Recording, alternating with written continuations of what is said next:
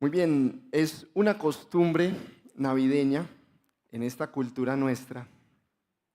Yo no sé si cuestionable, eso es otra historia.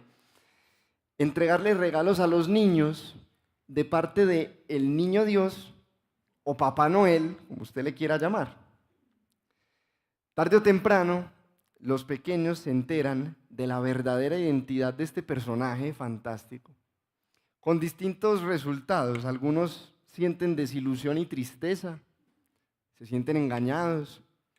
Otros se alegran y disfrutan la revelación del misterio. Pero hay algo que no cambia después de ese punto. Normalmente, los niños siguen recibiendo regalos cada Navidad. Incluso con el tiempo, el regalo ya deja de ser sorpresa. Los niños crecen y llega un momento en el que incluso piden directamente los regalos a sus padres y hasta los acompañan a comprarlos. Sin embargo, saber más acerca del dador de los regalos o acerca de los regalos mismos no impide que se reciban. En nuestro texto para el día de hoy vamos a encontrar algo parecido y por eso les pido que me acompañen, por favor, en sus Biblias al capítulo 3 de la epístola del apóstol Pablo a los Gálatas. Acompáñenme por favor a Gálatas capítulo 3. La semana pasada nos detuvimos en la primera mitad, versos 1 al 14. Hoy vamos a meditar juntos en la segunda mitad, versos 15 al 29. Gálatas capítulo 3. Tenga su Biblia abierta o encendida en ese lugar para que leamos juntos y veamos que Cristo es revelado como el objeto de la fe, pero que esa revelación no impide que se reciban, las promesas de Dios, sino todo lo contrario. Vamos a ver que Cristo garantiza las promesas de Dios.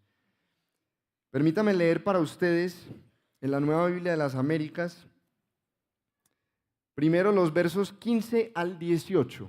Gálatas 3 dice así: Hermanos, hablo en términos humanos.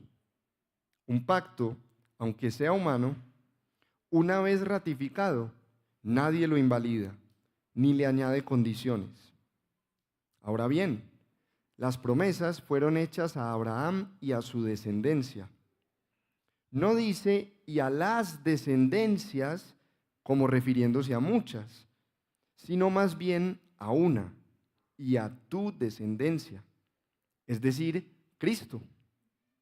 Lo que digo es esto: la ley, que vino 430 años más tarde, no invalida un pacto ratificado anteriormente por Dios, como para anular la promesa. Porque si la herencia depende de una ley, ya no depende de una promesa. Pero Dios se la concedió a Abraham por medio de una promesa. Vemos en estos versículos que Cristo prevalece sobre la ley. Ese es nuestro primer punto para el día de hoy. Cristo prevalece sobre la ley. La semana pasada veíamos en la porción anterior a Pablo argumentando que Dios otorga toda su bendición completa y absoluta solamente por la fe en Cristo. Este pasaje comienza aclarando la misma idea, pero hablando en términos humanos, dice Pablo, es decir, usando un ejemplo que nos es más común a los hombres. ¿Cuál es el ejemplo que toma Pablo? Él usa el pacto que Dios hizo con Abraham. Un pacto en aquella época era una especie de documento legal parecido a lo que sería hoy nuestro testamento. Y lo que Pablo dice de este pacto es que una vez ratificado, nadie lo invalida ni le añade condiciones. Así como un testamento en nuestro tiempo que una vez sellado es lo que es y punto. Dios le prometió su bendición a Abraham en Génesis capítulo 12. Una bendición general que incluía varias bendiciones específicas. Por ejemplo, poseer la tierra que Dios le mostraría, tener una gran descendencia, contar con el favor de Dios y bendecir por medio de él a todas las familias de la tierra. Pero más adelante en Génesis 15, el texto que leía Sofía hace un momento, Dios le reitera parte de esa promesa a Abraham. Abraham la cree y le es contado por justicia. Pero luego, por alguna razón, Abraham tiene más problemas para creer que recibiría la tierra como herencia. Entonces, se atreve a hacerle una pregunta al Señor, como haciéndose un poquito el bobo. Le dice: Señor, ¿y cómo puedo estar seguro de que sí voy a recibir eso? Y el Señor respondió de una manera sorprendente. El texto nos dice que ese día Dios hizo un pacto con Abraham. Firmó la garantía del cumplimiento de sus promesas. Y la escena que nos leía Sofi, usted la puede volver a leer en Génesis 15 más adelante, es bastante bizarra, es impactante. Dios le pide a Abraham que traiga varios animales y él los parte por la mitad. Imagínese la carnicería, imagínese la sangre en ese lugar. Y luego Dios hace caer a Abraham en un sueño profundo y, representado por un horno humeante, por una antorcha de fuego, pasa en medio de esos animales partidos. Así era como se ratificaban los pactos en el mundo antiguo. Nosotros hoy en día firmamos un contrato, tenemos derechos y deberes, tenemos consecuencias del incumplimiento y así nos ponemos de acuerdo. Lo que ellos hacían era partir un animal enfrente de aquel con quien se estaban comprometiendo, como una manera de decir simbólicamente, pasando por en medio de ese animal, algo más o menos así: si yo te incumplo mi palabra, que se haga conmigo como con este animal. Lo increíble de este pacto de Dios con Abraham no es solamente que Dios diga algo así. Imagínese Dios diciéndole por medio de este simbolismo: Abraham, si te incumplo, que yo sea descuartizado, que yo deje de ser. Eso es sorprendente, pero sorprende más aún que este pacto de Dios con Abraham es unilateral. Dios es el único que se está comprometiendo aquí. Abraham está privado, inconsciente. Nadie más que Dios está asumiendo responsabilidades y deberes. Abraham simplemente recibe una promesa. Eso sí, una promesa con una garantía absoluta de cumplimiento. Porque es imposible que Dios deje de ser. Es totalmente imposible que Dios incumpla sus promesas. Y entonces Pablo, en el verso 16, después de traernos este ejemplo, nos aclara que la promesa de Dios hecha a Abraham se cumple específicamente en Cristo. Mírenlo ahí en el verso 16. Jesús es el descendiente de Abraham, con artículo definido y en singular, en quien Dios le cumpliría todo lo que le garantizó de forma tan contundente.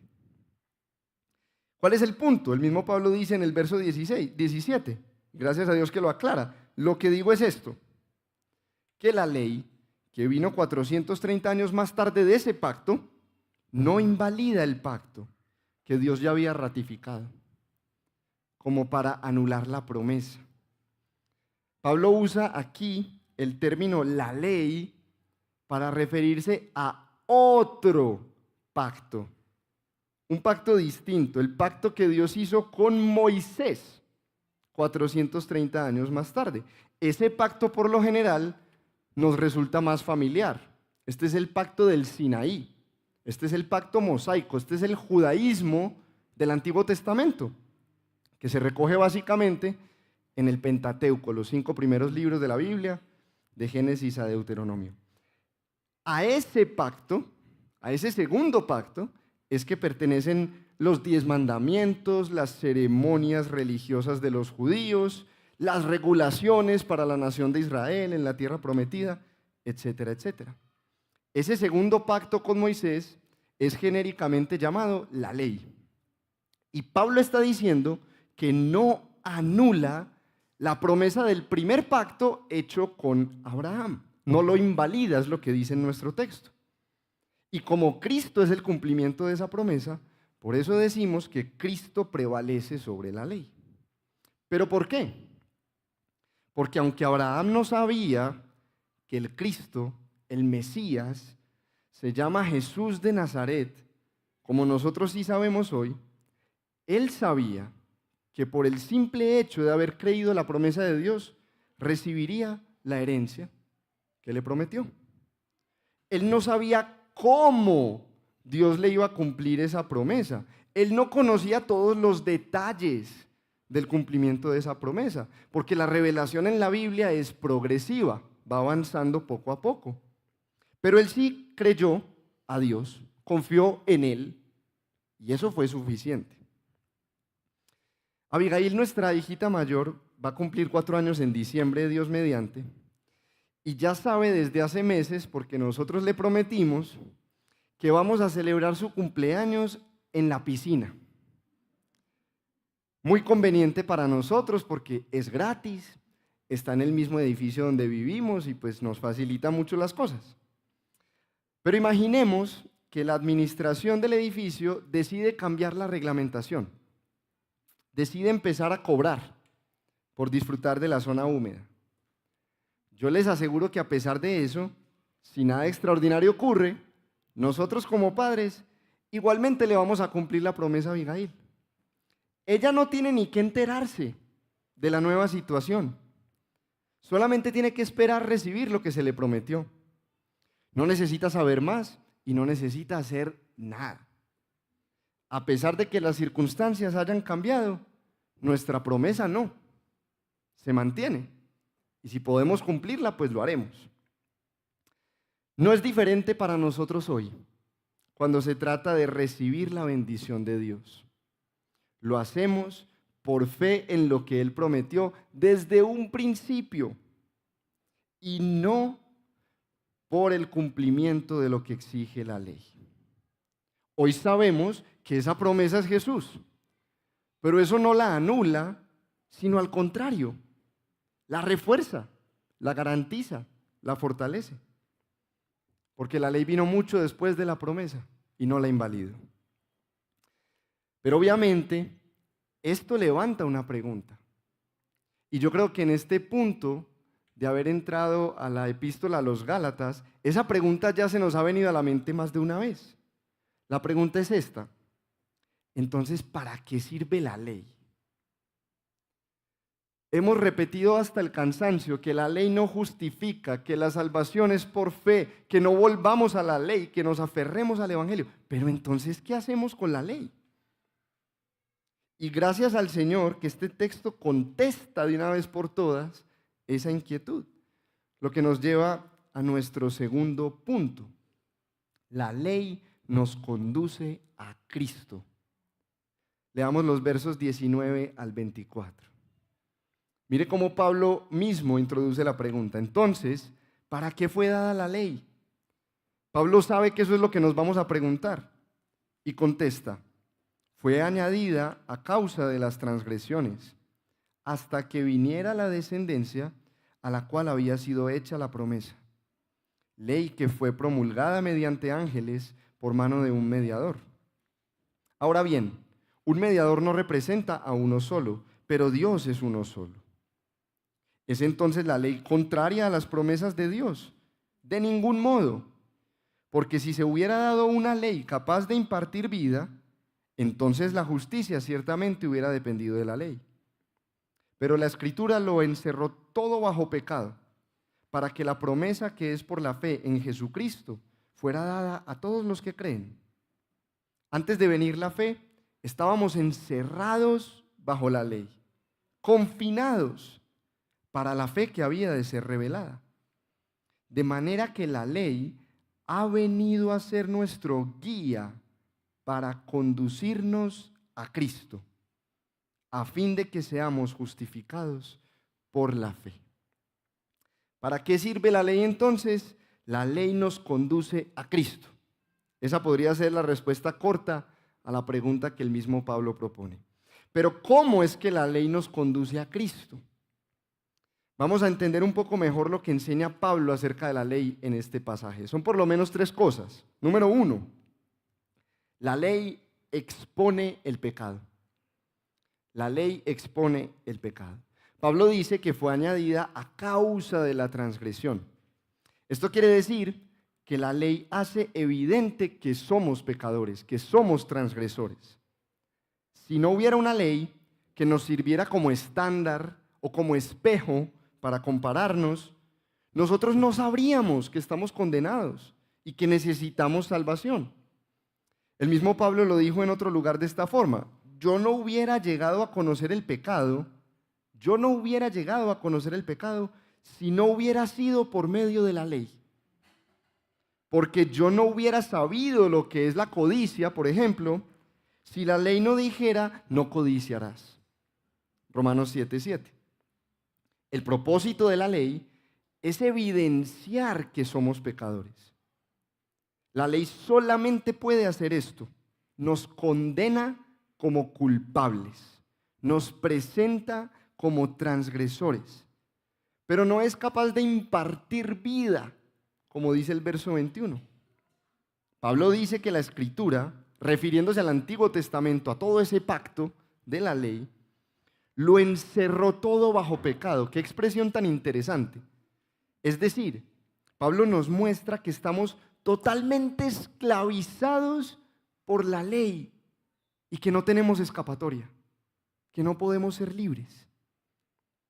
Pero la ley no hace eso para dejarnos en ese punto. La ley no hace eso para condenarnos, sino para llevarnos a ser perdonados por la fe en Cristo. Mira el verso 22. La Escritura lo encerró todo bajo pecado. ¿Para qué? Para que la promesa que es por la fe en Jesucristo fuera dada a todos los que creen. Una promesa de salvación, una promesa de libertad. Pablo también le dijo a los romanos que la ley se introdujo para que abundara la transgresión. Pero muchos de ustedes conocen la segunda parte. Pero donde el pecado abundó, sobreabundó la gracia. Romanos 5:20. La ley nos conduce a Cristo exponiendo nuestro pecado para que Él lo perdone por la fe. Número 2, Cristo puso fin a la ley. Eso también nos lo enseña Pablo en este pasaje. La ley, ese pacto de Dios con Moisés, era temporal, por diseño de Dios. La ley tenía fecha de caducidad. La ley tenía fecha de vencimiento. Mire lo que dice el versículo 19. ¿Hasta cuándo iba la ley? Hasta que viniera la descendencia a la cual había sido hecha la promesa. Esa era la fecha de caducidad o de vencimiento de la ley. El día que Jesús llegó al mundo, porque Pablo ya nos dijo que esa descendencia es Jesús, el día que Jesús llegó al mundo, ese día se acabó la ley de Moisés. Hasta ese día duró, hasta ese día era efectiva. Con la venida de Jesús se cumplió perfectamente. Llevó a cabo su propósito. Y ese propósito era prepararnos para recibir a Cristo. Era señalar hacia Jesús por medio de todos sus estatutos. Los sacrificios, los sacerdotes, el templo, las festividades, todo el judaísmo del Antiguo Testamento se cumple en Jesús. Él era la realidad a la que apuntaban todas las sombras del Antiguo Testamento. Así lo dice la epístola a los Hebreos, que es un buen lugar en la Biblia para comprobar este punto. Dice que la ley solo tiene la sombra de los bienes futuros, pero no la forma misma de las cosas. Hebreos 10:1. Y Pablo le dijo a los colosenses, hablando de los rituales y fiestas judías, que son sombra de lo que había de venir, pero que el cuerpo o la sustancia o la esencia pertenece a Cristo. Colosenses 2:17. Y Romanos lo dice de forma conclusiva. Cristo es el fin de la ley para justicia a todo el que cree. Romanos 10:4. Cristo es el fin de la ley, el punto final. La ley nos conduce a Cristo porque Él es la realidad misma a la que apuntaban todas las sombras de la ley. Y finalmente, la ley nos acorrala. Ya hemos dicho que la ley también es un pacto. El pacto con Moisés también es un pacto, así como el pacto con Abraham. Pero este pacto tiene una gran diferencia. Este pacto es bilateral. Este sí es un compromiso que se da entre dos partes, Dios y su pueblo. Y tiene condiciones, tiene promesas de bendición por su cumplimiento, pero también tiene maldiciones por su incumplimiento. Este pacto sí tiene derechos y deberes. Pablo está resaltando este punto en los versos 19 y 20, cuando dice que un mediador no representa a uno, está afirmando que como la ley sí tuvo un mediador, que era Moisés, entonces necesariamente ocurrió entre dos. Y la semana pasada nosotros veíamos que la ley solo se cumple realmente si se guarda toda a la perfección, si se sigue a cabalidad al pie de la letra, sin excepción en ningún punto, nunca jamás. Por lo tanto, todo el que no es perfecto incumple la ley y es maldito por ella. Todo el que no es perfecto. Por eso digo que la ley nos acorrala. El texto usa el lenguaje de que nos encierra, de que nos confina, no nos permite salir, no nos permite ser libres, no nos deja escapatoria. Pero después de la venida de la fe, es decir, de Cristo, el contenido de la fe, somos liberados por Él. Es lo que dicen los versos 23 y 24. La ley nos conduce a Cristo porque Él es la salida o el escape a la condenación que nos trae la ley. El resumen de este punto podría ser el versículo 24. De manera que la ley ha venido a ser nuestro guía para conducirnos a Cristo, a fin de que seamos justificados por la fe. Pablo usa esa figura del guía o ayo o tutor, según la traducción usted lo ha leído de esa manera, refiriéndose a la figura de un siervo que en aquel tiempo se encargaba de llevar a los niños a donde su maestro y que velaba por la instrucción de los niños. No era el maestro, pero se encargaba de que el niño aprendiera. La ley es ese pedagogo, ese siervo, que se asegura de que aprendamos la lección, pero que después de aprenderla, pues nos deja libres porque ya no la necesitamos más. La razón por la que mi hija Abigail quiere su cumpleaños en la piscina es porque está feliz con su profesor de natación. Él le ha enseñado a valerse por sí misma en el agua, nadando. Le enseñó a nadar, básicamente. Estamos muy agradecidos con el profe, mi esposa y yo. Pero el día en que Abby termine su instrucción, lo vamos a despedir. ¿Por algo malo? No. Al contrario, precisamente porque cumplió su propósito. Le daremos las gracias y lo despediremos. Asimismo ocurre con la ley. Después de Cristo le decimos a la ley, pico y chao. ¿Por algo malo? ¿Porque la ley es mala? No. La Escritura misma nos dice que la ley es justa, santa y buena. Romanos capítulo 7.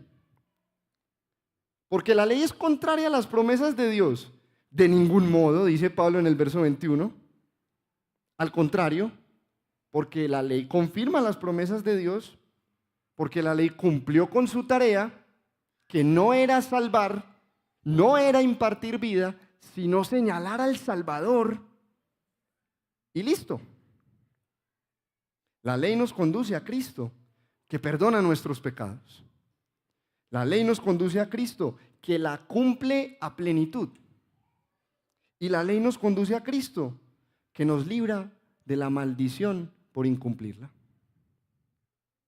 Y si hemos llegado a Cristo, a creer en Él, entonces ya no la necesitamos más. Cumplió con su propósito. Pero entonces, ¿ahora qué hacemos? ¿Ahora qué? Yo no sé si a usted le pasa como a mí, pero tanta libertad como que se siente hasta raro. Nos cuesta vivir si no tenemos un rumbo claramente marcado. ¿Y ahora qué hacemos con toda esta libertad? Bueno, ahora disfrutamos de las promesas de Dios en Cristo, unidos a Él. Pasemos a ver esto en el tercer y último punto, versos 25 al 29. La fe nos une a Cristo.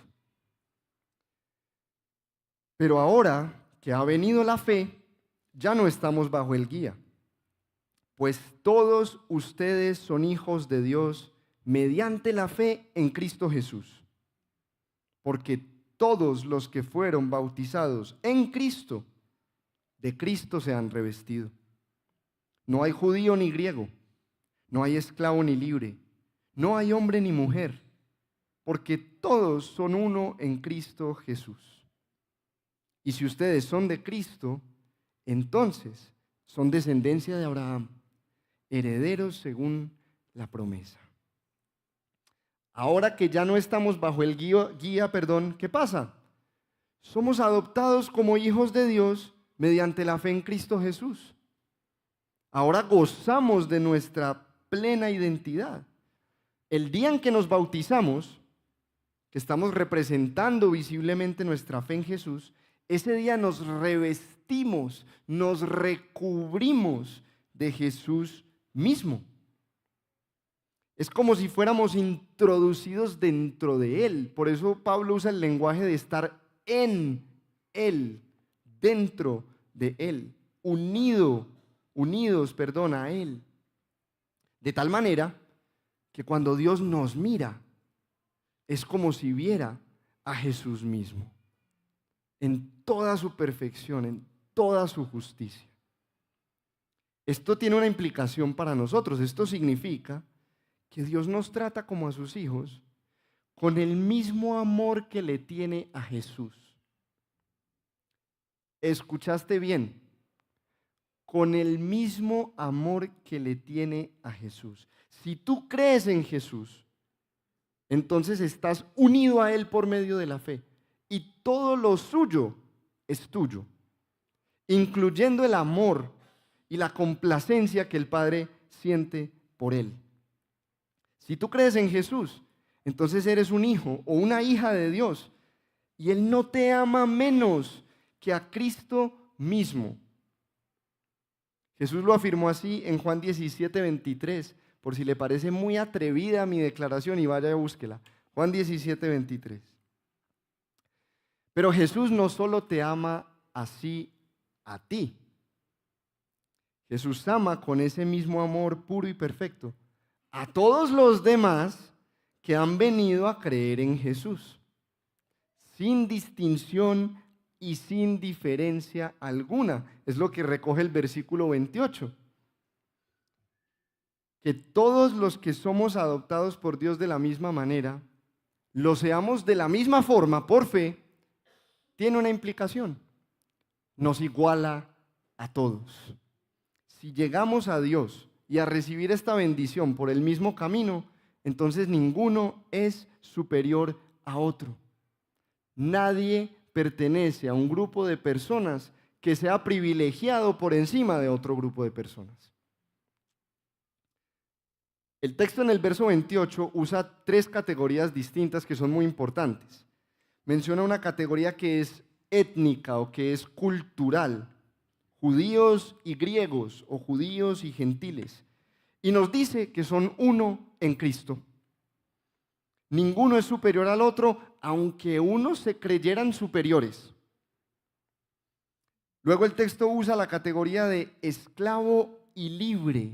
Esta es la categoría socioeconómica. Los que son ricos y tenían siervos tampoco son superiores a sus esclavos. Uno en Cristo. Y finalmente menciona la categoría de género, hombre y mujer. Las mujeres, que en aquel tiempo sí vivían verdaderamente en una sociedad patriarcal, son igualadas en su dignidad a los hombres. Tampoco son inferiores a ellos. Eso era una revolución en la época.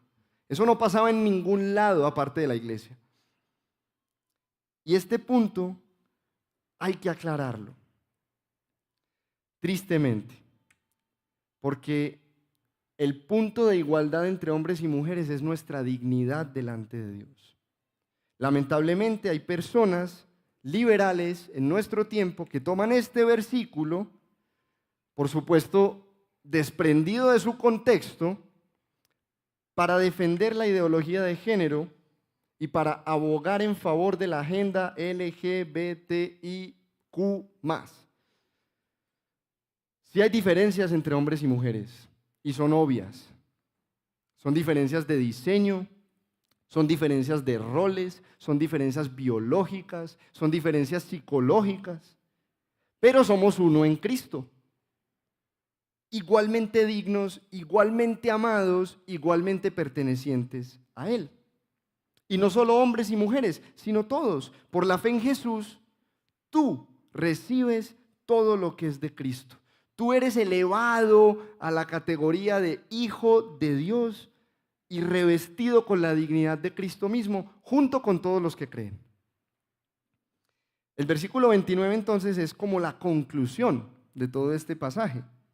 Si ustedes son de Cristo, entonces son descendencia de Abraham, herederos según la promesa.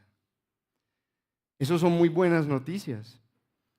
La conclusión es que si estamos unidos a Cristo, si pertenecemos a Él solo por la fe, somos tan herederos como Abraham lo fue, tan pueblo de Dios, tan pertenecientes a Dios y tan dignos como Cristo mismo, tan amados como Cristo mismo. Hermanos y hermanas, recordemos, si tú estás en Cristo, tú eres heredero, eres heredera. Recibir todo lo que Dios ha prometido a los que creen es solo cuestión de tiempo. Puedes tener esperanza en este momento. Hay mucho de lo que Dios nos ha prometido que todavía no vemos, que todavía no estamos disfrutando, así como un heredero que todavía no recibe la herencia, pero que no es menos dueño por eso. Si tú eres de Cristo, si estás en Cristo, puedes tener esperanza mientras Dios cumple todo lo que ha prometido. Y mientras tanto, mientras esperas, vives unido a Cristo. Cuentas con todo el amor de Dios, constante, incondicional.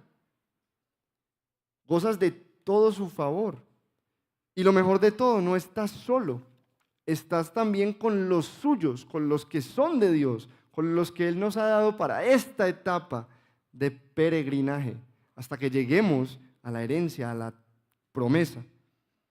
Entonces también hay una invitación para nosotros a que vivamos en la iglesia la clase de igualdad, la clase de unidad que el Evangelio nos permite. No negando nuestras diferencias, sino amándonos, honrándonos, sirviéndonos y sometiéndonos unos a otros a pesar de las diferencias. En conclusión, hermanos, Cristo garantiza las promesas de Dios.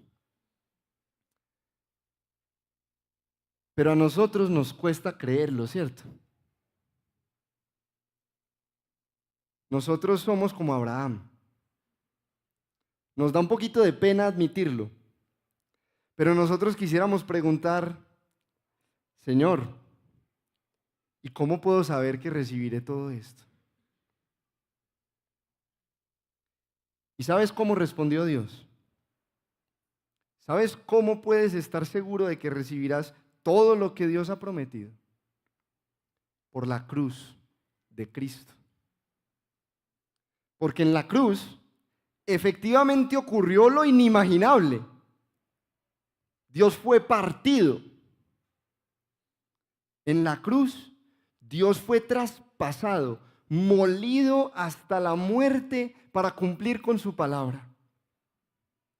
Jesús murió para remover todos los obstáculos que impedirían que tú recibas la bendición de Dios. Cristo se entregó para librarte de la maldición de la ley y cambiarla por la eterna bendición de Dios.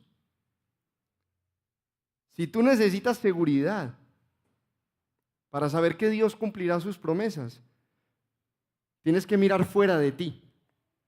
Nuestra seguridad no está en nosotros, nuestra seguridad está en Jesús mismo.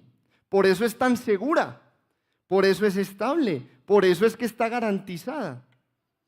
Tú quieres saber, ¿cómo puedo saber que Dios me perdona? Mira la cruz de Cristo.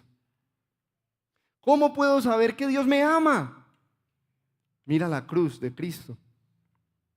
¿Cómo puedo saber que Dios me va a librar de este presente siglo malo? Mira la cruz de Cristo. ¿Cómo puedo saber que Dios me va a dar vida eterna? Mira la cruz de Cristo. ¿Cómo puedo saber que soy hijo de Dios de verdad? Mira la cruz de Cristo.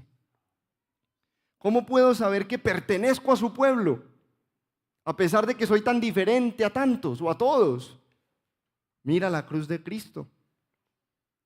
¿Cómo puedo saber que esas diferencias no me separan? Que Dios no me va a rechazar. Mira la cruz de Cristo. Y por eso es que vamos a terminar el día de hoy pasando a la mesa a recordar esa cruz. La invitación para todos es que vengamos a la cruz por la fe en Cristo.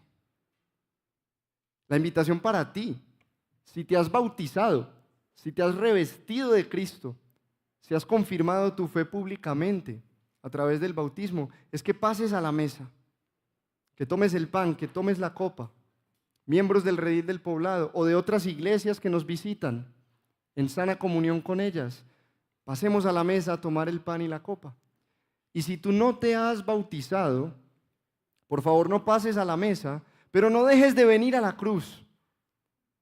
No dejes de venir a Cristo, que te ofrece hoy la certeza de que Dios de verdad está dispuesto a darte toda su bendición, a perdonarte y recibirte desde ahora y para siempre. Pasemos a la mesa, hermanos, mientras recordamos y reflexionamos estas cosas.